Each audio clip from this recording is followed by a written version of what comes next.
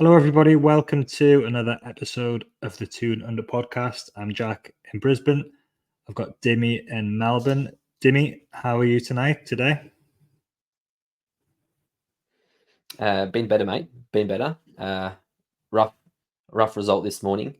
Rough night's sleep. So not a great weekend on the sporting front for me. But as I said before the show, I said you have these weekends where everything goes against you. So you got to take it on the chin, and then when everything goes well, you enjoy it a bit more. Yeah, for those that don't follow the A-League, Dimi's team, Melbourne Victory, had their first game of the season and they missed a penalty and drew 0-0. So it was a bit of deja vu for that for you there, wasn't it? Yeah, I had a run for a while where Newcastle kept scoring pens, Victory was scoring pens. It was great, but yeah, not great. The last two pens have missed and cost results. So we won't talk about Victory, but Newcastle's not doing too well either. It's bank enough to all go right for you soon. Don't worry. You have bad weekends and you Law have good of weekends. law of averages, I call it. I call Exactly. it the law of averages. Yeah. So we are here to talk about the very frustrating 1-0 defeat for Newcastle at home to Brighton. What's your overall reflections and your reaction to that game and that result, Dimi? Yeah, it's immense frustration because watching the game live, you expect to hope to win games, but the way the game was going, you just expected that we're going to score not just one goal, we're going to score multiple goals, and we were completely dominant for at least the first hour. And the fact we ended up not scoring a goal at home, which is very rare, losing a game at home, which is also very rare, it is a bit of a pill to swallow, especially after the Everton result before the international break was a bit of a tough one when we missed a pen as well. So we're on a little bit of a tricky run at the moment, but it is. Look, we love talking about context, me and you, but the performance was probably, especially for the first hour, probably the best we've played in terms of intensity and just dominating a game. But unfortunately, in football, you don't score goals, can't win games. So that was our issue today. It was our issue. We're going to talk about that. You're right. It's the first time we've lost a league game at home since January, since we lost to Man City. And actually, it's only really the big teams that actually do beat us at St James's Park in the league. Nottingham Forest was a bit of an anomaly when we lost that game. It's usually Man City or Liverpool that we lose to. Yeah. And yes, absolutely. For the first, especially before their goal, for the first 35 minutes, we were really good. We were in complete control. We had chance after chance. I thought the second half was decent until the last 20, 25 minutes, and we ran out of steam. We definitely did run out of steam, and credit to Brighton for killing the game off as well. It should never have got to that situation. We should have been out of sight by half time, but we weren't. I'm going to just reel through some of the chances we had here, just so we can kind of refresh the pain of each one not going into the net.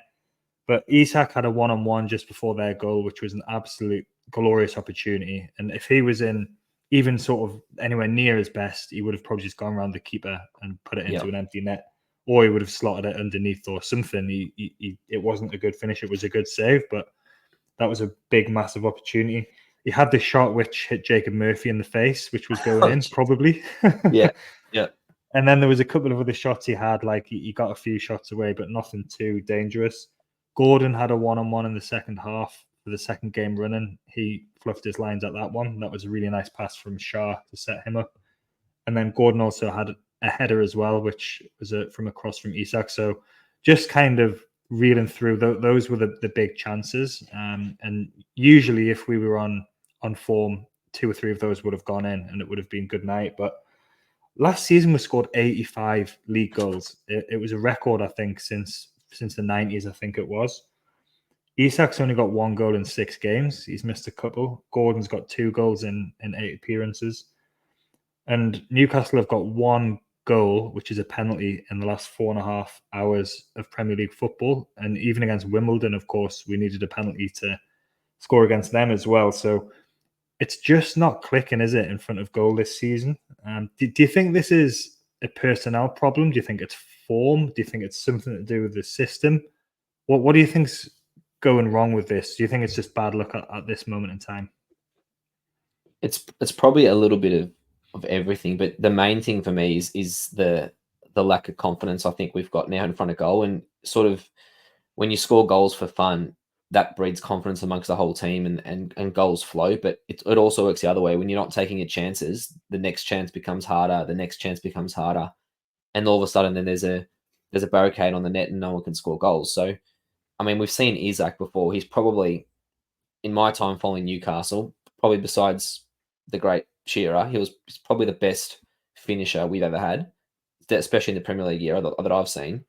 So I think when you give Isak 3 gilt-edged chances like he had today, I mean, the one you didn't talk about, he had a fresh area where Bruno flicked the header, and it was, if he just kept his head, he was probably 4 or 5 yards out. He just got a touch. It would have been a goal. So Isak Sharp, he scores probably a hat-trick today, and we're so used to him converting all of his chances, and he made a habit of scoring great goals last year, but he was also scoring your standard tap-ins and your in the right position, right moment goals. But at the moment, yeah, it's just not happening for not only him but for the rest of the team. We've only got 8 Premier League goals after 8 games, which is not great, and we're probably very lucky at the moment to have 12 points from 8 games, because if you only score 8 goals from 8 games, you're relying really on the odd goal every game, and that's not going to win you games most weeks in the Premier League. So I think the main issue for us, look, we know the issue on right wing, we haven't really addressed that, but I think confidence is the main problem for us, because we've seen Isak and Gordon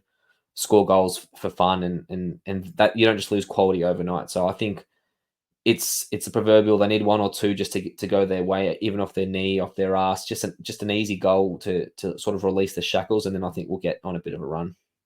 Yeah, I definitely agree with you. Class is permanent, so we know that these are top class players, and they've had a bit of a slow start. It's been a bit disjointed. The league's been a bit disjointed, really, because of all of the international breaks, and there's another one coming up soon as well. That's not an excuse for missing good chances, but you do have to think that sooner or later they're going to start going in, and it's positive, isn't it, that we're actually creating chances, because for the first few games we weren't really creating chances. So I think performances have definitely improved since that Fulham game, which was really bad. We've had the draw with Man City, we drew with Everton, but really we should have won that game comfortably. And on another day, we would have won probably 2-0. Although they did have that big chance in the penalty shout, and the disallowed goal as well. But I think it's fair to say we were in control of that game for most of it. This is the kind of game where previously we would have just scored 2 quick goals in the first half, and it would have killed the game. Like we did that against Brighton a few seasons ago. But it hasn't quite clicked, has it? But it is still encouraging. Me and you are generally positive. We've got a positive outlook, which can be hard when you're not winning games, but it's definitely a positive thing that we've started to play better, and we seem to have settled on a bit more of a settled team. There is a problem at right wing, obviously, which we know about because we've got the same players there from before the takeover. But the midfield seems a bit settled now. The defense as well. Lewis Hall started the last few games. Yeah. Are you encouraged by the fact that we're creating chances and that things are happening in a creative sense, and it's just the final third taking the chances that's the problem at the moment?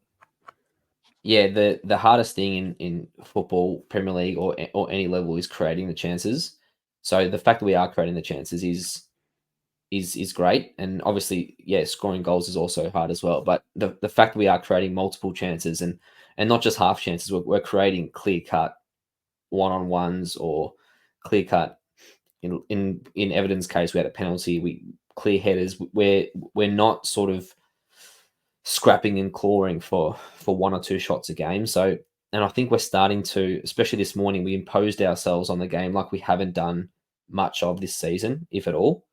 And I think you're right. We're getting a bit more of a settled lineup. I think we'll talk about what we can do at right wing, but I think we're starting to get probably our best 11 on the pitch week in, week out, and hopefully Isak now can stay fit so he can get continuity in that, and that'll help his goal scoring as well. But it is frustrating, obviously, for everyone, and for the team are frustrated as much as we are. But the fact that we are getting in those positions is a good sign, and you just got to hope that these great players are, like you said, you don't lose your quality overnight. If they keep putting themselves in that position, there's that law of averages again. The law of averages say that we'll score a few.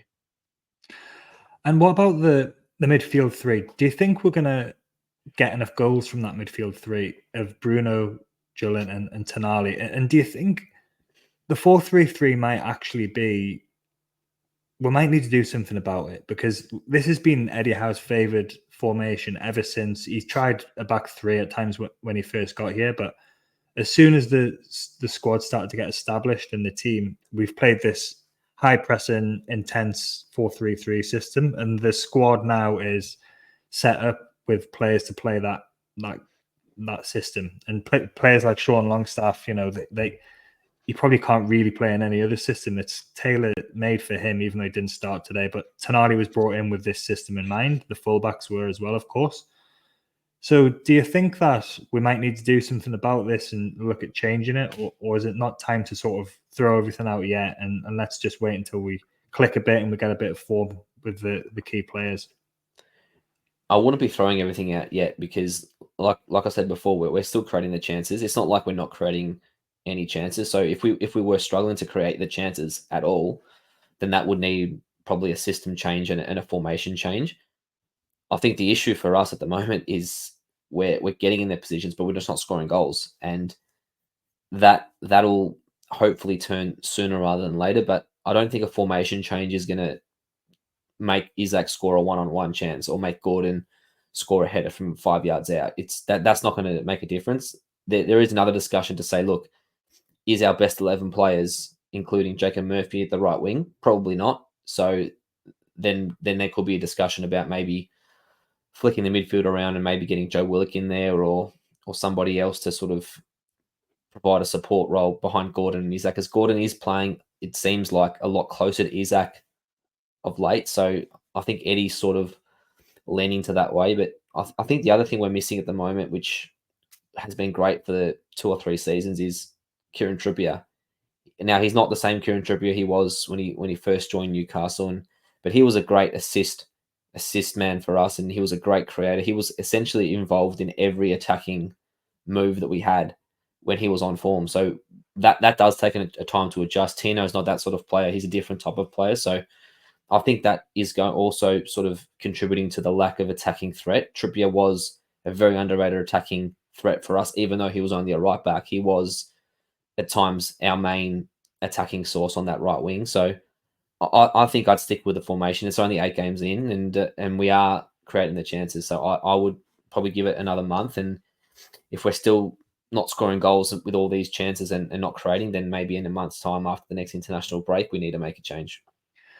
And Miggy as well. Like, I know that Miggy didn't score a lot of goals last season. He didn't get a lot of assists, but he still was the first choice right-sided attacker in that team, and a team that scored 85 league goals. So Miggy gets a lot of stick, but he plays a really important role for the team when he's there. He wasn't going to start this game because he'd been over to South America and he'd only just got back. And also he hasn't been starting games anyway. So I think Murphy has been the preferred player on that side, and he's got a few assists, to be fair to him, this season, but he lacks that quality, definitely. And I just feel a bit more confident when Miggy's playing that we're going to create more, and that we're going to get a few more.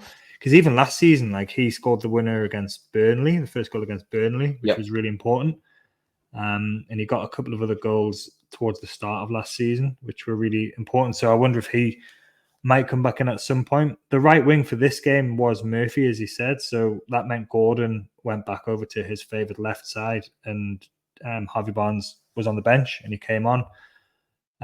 Which some people feel is his best role anyway, being a super sub. He did score a goal from the start against Spurs, but he's scored his other goals when he's come off the bench. Gordon is better, isn't he, on the left wing? And I think that was borne out by the game. He looked absolutely fantastic for the first half hour of this game. Dominant, yeah. So what did you make of that decision to drop Barnes, to bring Murphy in? Eddie's still trying to work out what to do, isn't he, with that? But the fact is, we've got our two best wingers both playing the same side. Yeah, I think the issue probably is that Barnes can't play right wing, or according to Eddie Howe and the coaches, he can't play right wing, because we know Gordon is the best left wing in at the club. He's a wonderful player. He's now in England international as a starter for England, and he's this morning, like you said, he was unbelievable, especially in the first 30, 35 minutes. That their right back, I think Veltman, he had no clue what was going on. And it was a shame we couldn't get a goal out of those forwards, because it felt like every time the ball went down the left-hand side, he was beating his man or he was creating a chance, because he was just too tricky and too skillful for the right fullback. But I mean, I don't know why we don't sort of employ a more fluid front three. As good as Gordon is, obviously he's a fantastic left winger, but him, Barnes, and Isak should be able to, in my opinion, switch sides and move around as often as they can. And if we do that, that would give that right wing role sort of less credence, in terms of it might be Barnes for 5 minutes, it might be Gordon for 5 minutes. I don't think we have to be a stock standard. This guy has to play the wing for the whole 90 minutes. I don't think that really suits us and suits the best players. And Barnes, he obviously, he has scored goals off the bench, but for me, he is a goal threat. And in a team that is struggling to score goals, I'd be playing Barnes as much as we can. Yeah, and it's interesting that I know that Eddie likes his inverted wingers, but Jacob Murphy's right-footed. I think he just likes Murphy's. He likes him because he presses a lot and because he runs and he does the defensive work. And it's not glamorous what he does, but it's valued, and managers love that. You know, he'll go out and he'll do exactly what the manager tells him to do. He's a team player. He's a coach's favorite. He's a coach's favorite for sure. He's the epitome of team player, but he does lack quality compared to other players. And unfortunately, it is a bit of a indictment on our transfer policy over the last few years that we've got the right wing options. Were both there before the takeover, and I know right wingers are very expensive, and we did a bit of a panic attempt at getting Anthony Elanga, who I don't think is worth 50 million anyway. You know, so we don't need to dig into the transfer window again and everything that went wrong in the summer, but I think right wing now does seem to be a bit more of a priority than centre back, probably, now that we've got Fabian Schär and Lloyd Kelly's there as well as an option, and Botman and Lascelles might be coming back towards the new year as well. You'd think that we need to try and fix that right wing spot and get an equal quality, a player of equal quality as Gordon and Isak, which would be very, very difficult. But someone who can contribute in that position, I think, would make a big difference. The issue I've got, sorry mate, just to jump in there. The issue I've got is we signed Barnes when we had Gordon in the squad, so there must have been an idea or a plan that Barnes and Gordon could play together, because I don't think it'd be spending $40 million or £40 million on Barnes just to sit on the bench and be a super sub. That surely wasn't the thinking of the team back then. So I don't know what's gone on where Barnes, I doubt he's refusing to play right wing, and I doubt Gordon's refusing to play right wing, but there's got to be a better plan for someone that we've spent a lot of money for that we're not using. And if that 35 million for Barnes, who's a backup left winger essentially at the moment, if that was used on a right winger, we may not be in this position. So it's definitely something the coaches have to sort out. Yeah, and that's going back to the two summers ago when we did that, when we got in the Champions League, and we made signings. Yeah, we were sort of buying players for the future as well, really, or trying to mitigate against. We didn't know Gordon was going to stay fit all of last season, of course, and that I think it was going to be so good. Don't forget that he had quite a difficult start. So it's kind of easy with hindsight, but definitely there obviously must have been thinking behind that signing, and it is worrying really just to see that it's good that we've got strong players on the bench, and the bench did look a lot better. You know, we had Lewis Miley back, and he's grown and he's filled out a bit. I know. Yeah. So he could actually be pretty monstrous when he comes back, if he knows how to use that new those muscles he's got and that new height. He could be a real asset for us. But yeah, it's definitely a conundrum for Eddie to look at what he's going to do with that, and how he's going to get the balance right, and how we're going to start scoring goals again. But it really is fine margins, isn't it? Because if we'd scored the penalty last week or again 2 weeks ago against Everton, if Gordon had taken his 1-on-1 against Everton, or if Isak or Gordon had taken their chances, or if that guy hadn't got it off the line for Everton from Bruno's shot, it's very, very fine margins, this. But really we should probably have an additional, I'd say, 5 points, because we should have won both of those games. Against Everton and Brighton, we've only got 1 point. We should have had 6 points, which would have had us on 17 points, which is top 4 at the moment. Do you think this is just a leveling out, though, after our really quite fortunate victories at the start of the season where we weren't playing well, but we managed to win some games? Do you think this is a natural leveling out, and 8th is about where we should be at the moment? I'm not sure if 8th is where we should be, but you're right. Some of the results we got in the start of the season were great results, but the performances weren't great. So you're right. There's my friend, the law of averages, that it does even out. And if you're sort of riding your luck at the start of the season, that does tend to even out. So that's why I'm sort of thinking, look, these missed chances, it's going to have to correct itself eventually in our favour. But even so, I mean, 12 points from 8 games, it's not a fantastic start, but it's not a terrible start either. We were speaking about in the chat earlier, the year we made the Champions League, we had 8 points from 8 games. So we're perennially slow starters for whatever reason. And anyhow, we don't generally jump out of the blocks in the first sort of month and a half, 2 months of the season. We sort of get going from around now. Let's hope. But it is yeah, probably makes sense that the games we didn't deserve to win, we sort of were a bit lucky, and now the games we did deserve to get results from, we were a bit unlucky. So it has evened out over 8 games.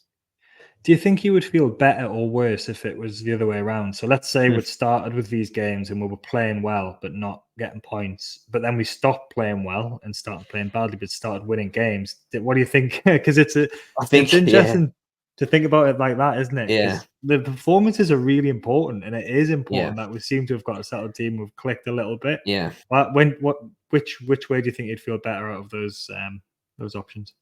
I think he definitely feels better now, to be honest, because I think after the summer of discontent, or whatever it was being called over there, I think we needed to get results early. Otherwise, the jungle drums, not so much in terms of getting Howe removed or anything like that, but the negativity would have just rose, and it may have got the better of the team from week to week. So I think we did need the points early on, which we did get. But if you see every press conference that Eddie has, he always talks about, and all coaches are the same, they always talk about the performance first, not the result. And once you get the performance right, the results take care of themselves. And it may not be that week, or it may not be in 2 weeks, but if you keep playing that same way and keep playing really well, the performances take care of itself. So the results, take care of itself. So I think, yeah, especially after what happened with the transfer window, I think Eddie's happy that he got the points early, just to keep the journos at bay. And he was consistently saying as well, we are 1 miles off our best here. We've got the results, which is good, but we know that there's so much more to come. And he said today, and I'll let you just have a bit of a talk about what's gone on social media, because I stay off that. I'd stay off that after games now, because I just know that as soon as we don't win a game, there's going to be a massive reaction. And I saw that Eddie had said that we played well, and people just were absolutely up in arms. But it happens every time, doesn't it? There's people say that it should be sacked whenever we don't win a game, and I don't know if this is just a thing that's going on with social media, or if this is more of a wider football thing now. Maybe it is, but tell me just a bit about what's actually been happening on there today, and how it's been sort of how this result has been reacted to on that platform. Yeah, well, as you'd expect, it's gone over very well on Twitter or on X.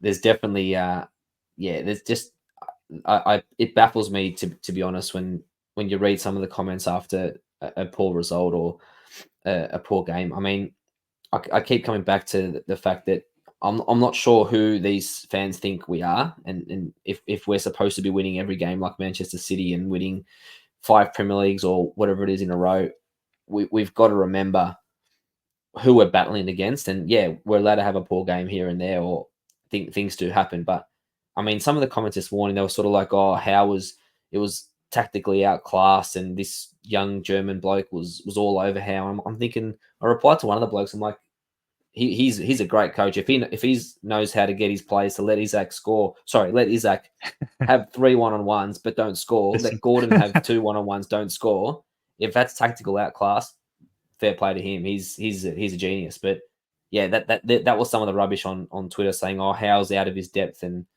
he's the Premier League's past him and he's used by date is sort of he's taking this team as far as he can take it." Yeah, that's some of the garbage that I saw this morning, which was not great to read when you're already riled up about the result. You don't want to read that sort of crap. So you do well to stay off Twitter. I can't resist, but that's okay. Each their own. But definitely it's he wasn't outclassed tactically this morning. It was something as simple as didn't put the ball in the net, and they did, and we didn't, and it was as simple as that. It's the margins again, isn't it? 5 extra points, which I've seen a few people kind of say that he's coached a victory, and people laugh at them for that. But he kind of has the last 2 games. He's coached the team and he's trained the team to put in performances that ordinarily would get the win, and it just hasn't happened in these 2 games. But I think that's why I agree with you that I feel better about things now than I did after Fulham. I felt very down after that game. Rubbish, correct? Yeah, rubbish. Yeah, we were rubbish, and I couldn't see. I was worried that I thought we would turn it around in performances, but interestingly, since that we've had 3 games and we haven't won any of them. But I still feel better than I did after that Fulham game because performances have been a lot better. So I think Eddie has done enough in his time to show that he's on the right track, and that he's the performances are picking up.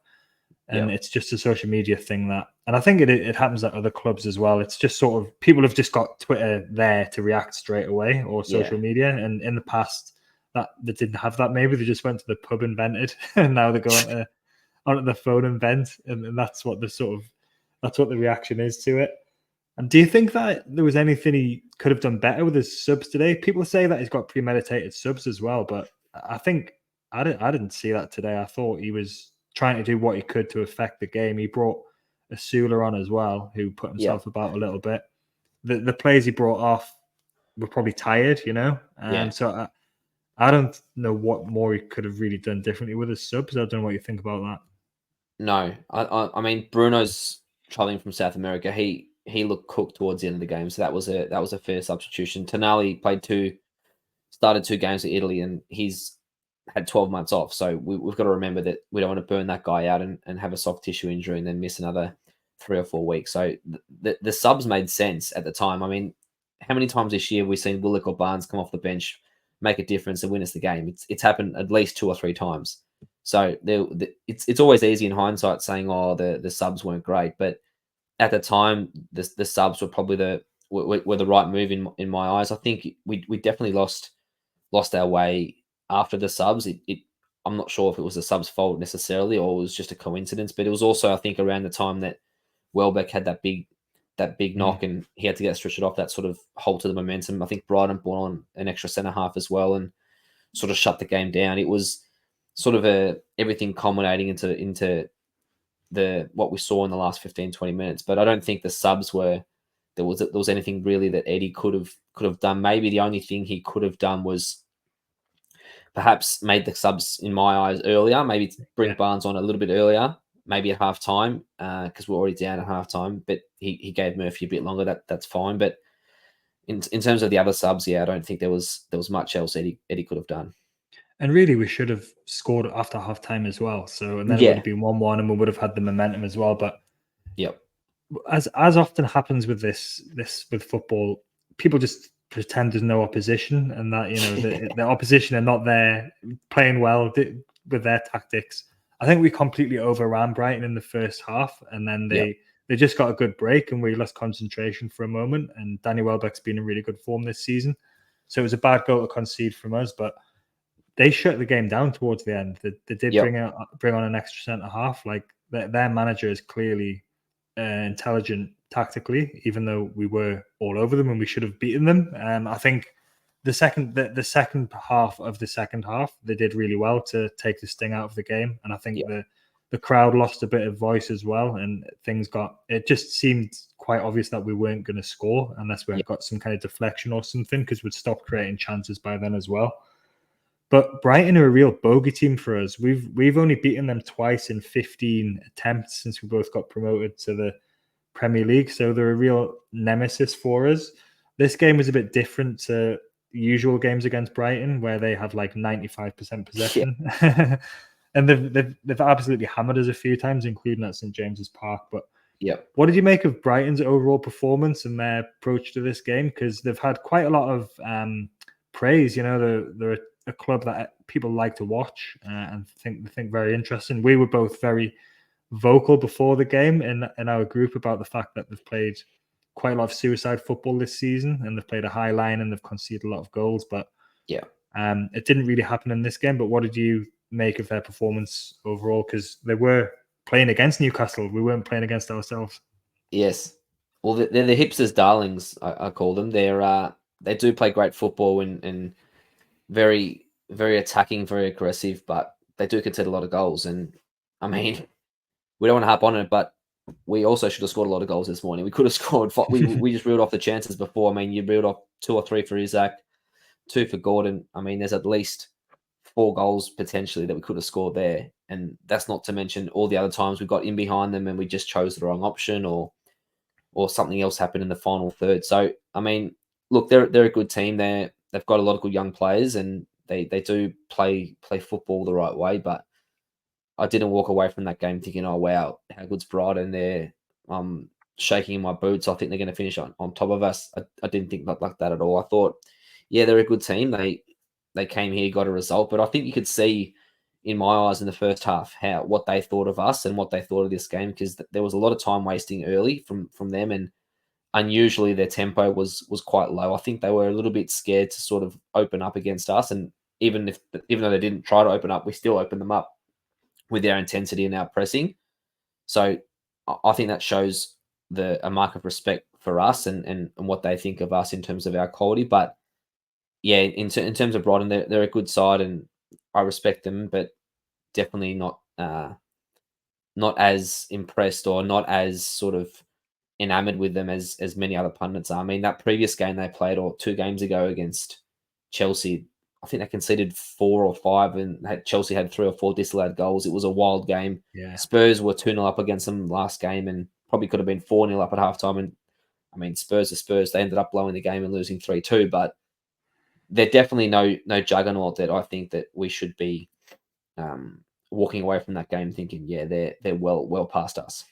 I was quite surprised that they actually did play a bit deeper as well, because they have had that really high line, the suicidal high line, even in games against good teams as well, where really you would have not expected them Chelsea to. Game. But the Chelsea and the Spurs game as well, they could have been 4 or 5 down in the first half. So it is definitely a mark of respect, I think, that they came in. They did try and defend a bit deeper than usual, even though, like I said, we still got through them a bit. But it wasn't because they were playing on the halfway line or anything like that. We put some good moves together and created some chances. But I've seen Brighton play a lot better than that against us. And granted, it's when they've had when we've not had as good a team. I think that's fair to say.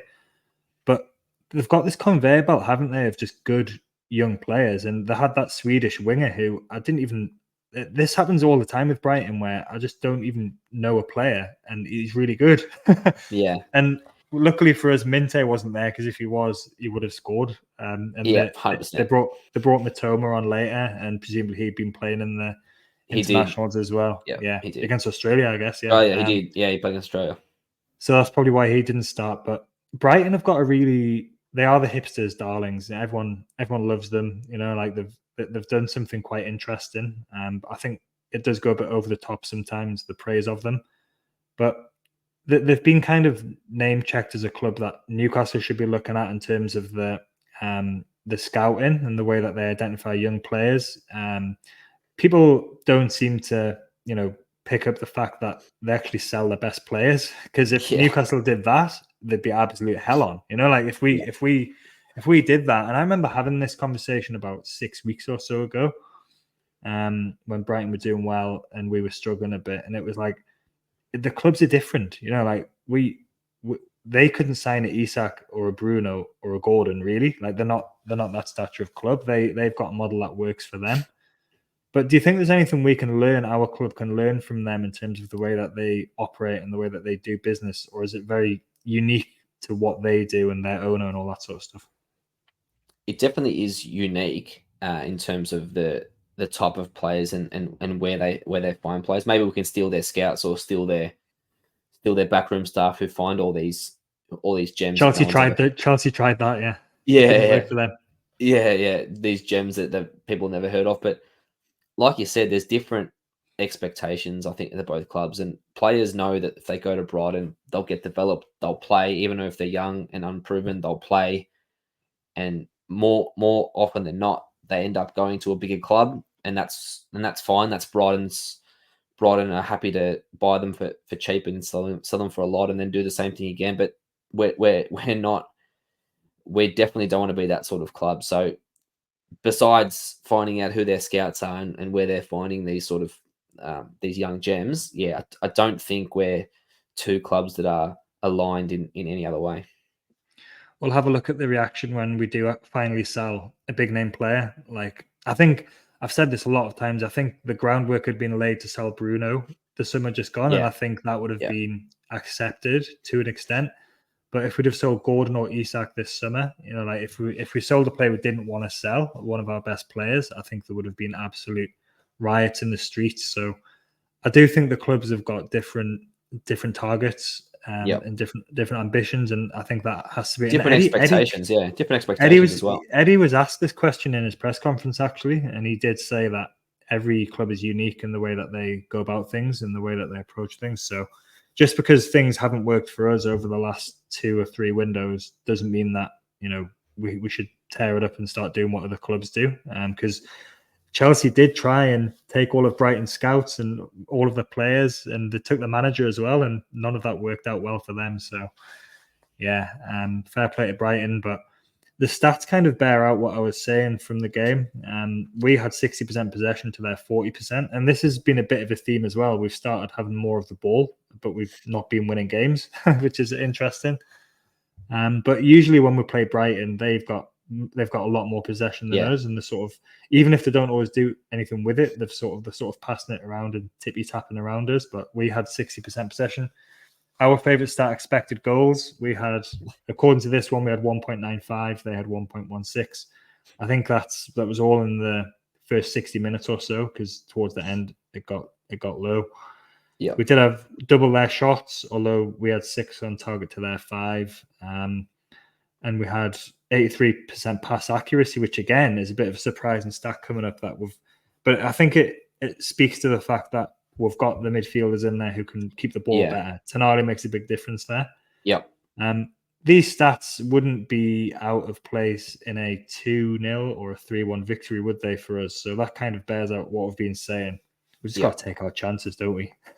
Yeah, it's exactly right. Football's pretty simple, but I mean, it's even those stats are slightly misleading, because most of Brighton's great chances came on the break at the end when we were sort of chasing the game in the last 15, 20 minutes. And I mean, if you flash those stats up in the first hour, it would have been probably 1.95 to 0.0. Brighton barely had a kick except for that Welbeck goal. So it is a frustrating game, football, when you dominate the game like we did, and you can't put the ball in the back of the net. But it is somewhat, like you said, it is somewhat encouraging that the passing and the midfield movement is getting a bit better. I mean, there was that one move that we had with Bruno and Tonali, that one touch ball that Tonali gave to Bruno, and then Bruno slid through to Isak, which was the 1-on-1. It was a beautiful move, and if we scored that goal, it would have been raved about this morning. Everyone would have talked about how good's that midfield combination.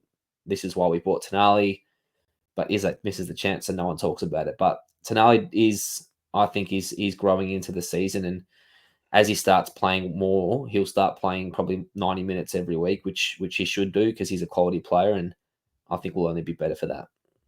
Yeah, and he started to impose himself a bit more on games as well, and he's physical, and he's not scared of the battle. So hopefully he stays fit, and we can establish this as the midfield 3. Hopefully a few goals from him as well. Yeah. But that Villa game, the first game of last season, it was a long time ago now, but some of the touches he had in that game, that touch he had today reminded me of that, like the one-touch football. Yeah. He doesn't even have to think about it. He knows where his teammates are, and he just pops it off, and he's just got so much quality. So let's hope we see a lot more of him, and he is starting games now, and hope that should definitely continue. The league table we've already touched on. We're 8th. We could go 9th if Forest beat. I think they've got Palace at home coming up tonight. So usually around 10 games, the league table starts to settle down. And I've seen some stats and modeling and stuff that says that usually where you are after 10 games is around where you finish, around about where you finish. So we've got 2 hard games next. We've got Chelsea and Arsenal coming up. Those 5 extra points we should have had from these last 2 games, we would have been 4th or 5th, joint with Aston Villa, Arsenal, and Man City at this stage. But that every fan can do that and say ifs, whats, and what might have been. But do you think that we're going to have to start realigning our expectations for this season? Because I think we were quite confident, or we felt like we should be targeting a top 6 with our team. Do you think we're going to have to start rethinking about that, or do you think that's still a viable target, or is that going to be putting too much pressure on us? What do you think? What do you think after the first 8 games of this, what has been, like I said before, a bit of a disjointed start to the season?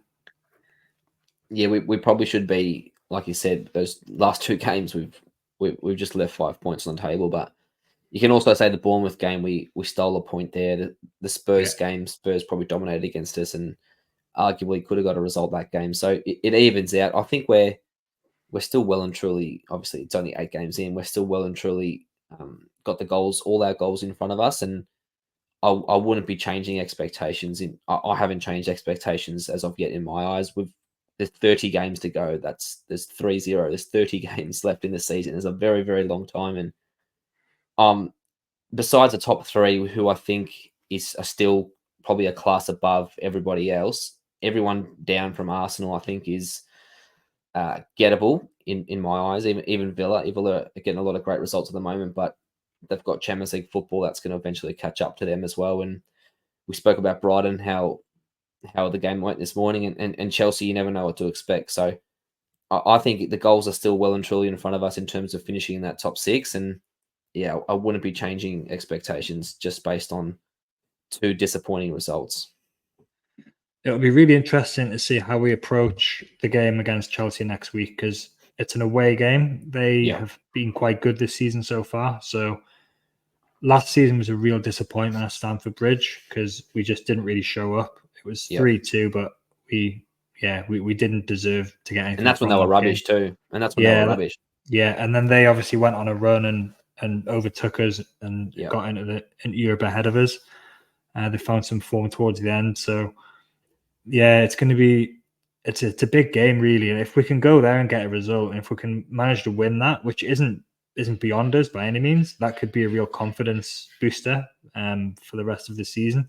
And then we've got Arteta bringing his team up. That's always an entertaining game. We've beaten them 2 out of the last 3 seasons. Obviously, they're still crying about the events of last time. So, and in between that, we've got the cup game as well against Chelsea.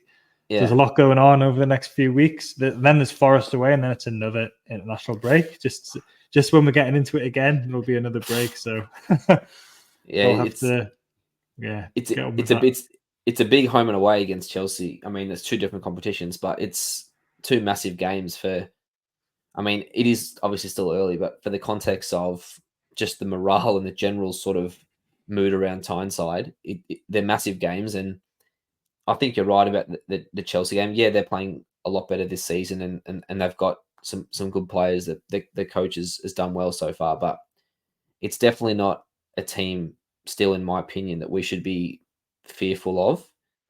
And especially going to Stamford Bridge, we shouldn't be fearful of getting a result there and pushing for the maximum points, because look, they're going to be chasing the similar position to us this season. So if we want to be that team who's going to finish in the top 6 or even higher, we've got to potentially win these games or push them right to the end. And I think the advantage we may have on Sunday is Chelsea are travelling to Greece to face my boys, Panathinaikos, on Thursday night. And Pan has been in rubbish form themselves, but I'm hoping they can sort of soften up Chelsea and give them, I don't know what they can do in Greece, but they can do something to them. So when they come back to West London on Sunday, they're a bit less sharp.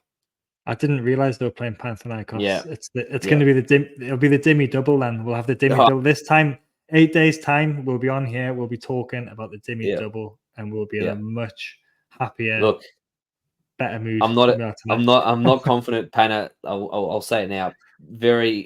I'm not saying Pana's going to get a result. Pana's been rubbish this season, but at least they've got a game of football 2 or 3 days before we do, and that should help us, help our preparation more so than theirs. They've got a big game against Liverpool tonight as well. So it's for me, it's all systems go against Chelsea. It's a big game. We need to make a statement, whether we get the win or not. We need to make a statement and get a result. In my eyes, at Stamford Bridge, we can't go there and roll over like we did last year. So yeah, looking forward to that, and hopefully I get the double over him and Pana get the result as well. That would be nice. All right. Well, we will be back at some point in the week, I'm sure, to do a preview of the Chelsea game, a bit of a more in-depth preview. But we'll leave it there. We'll leave it there for tonight. Thank you for your time, Dimi, and we will speak to you soon. Thank you. Cheers, mate.